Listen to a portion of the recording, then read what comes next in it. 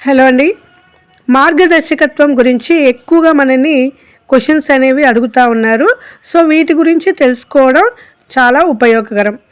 So ఇవి 3 రకాలు.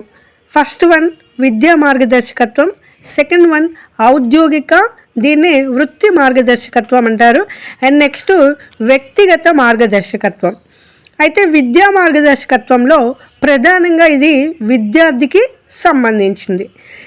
ఏ విషయాల్లో సబ్జెక్టులను ఎంపిక చేసుకునటంలో, వివిధ సబ్జెక్టులలో ప్రగతిని సాధించటంలో, కోర్సుకు అవసరమైన తగిన ఉత్తమ పుస్తకాలు ఎంపికలో, సహపాఠ్య విషయాల ఎంపికలో, చదువుకునే అలవాట్లు పెంపొందించడంలో, స్కాలర్షిప్ వంటి వివరాలను అందించడంలో విద్యా మార్గదర్శకత్వం అనేది ఉపయోగం. వీటికి సంబంధించినవి ఇచ్చి ఇవి ఏ మార్గదర్శకత్వం కిందకి వస్తున్నాయి అనే క్వశ్చన్స్ అడుగుతూ ఉన్నారు.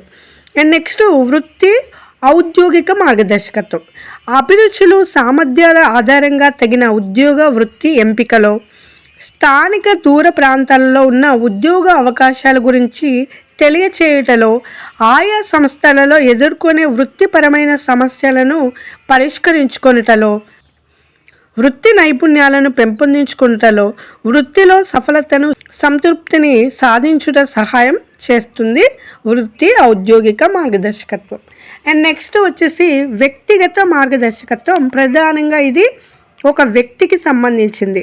ఆరోగ్య సంరక్షణలో, శారీరక పోషణలో, పని నిర్వహణలో, సామాజిక నైపుణ్యాలు, సాంఘీకరణను పెంపొందించడంలో, కుటుంబ సభ్యులతో మరియు ఇరుగు పొరుగుతో సర్దుబాటు చేసుకొనటంలో, వ్యక్తిగత సంఘర్షణలు, ఒత్తిడి నిర్వహణలో సహాయం చేస్తుంది వ్యక్తిగత మార్గదర్శకత్వం. మోర్ వీడియోస్ కోసం సబ్స్క్రైబ్ చేసుకోండి. Thanks for watching.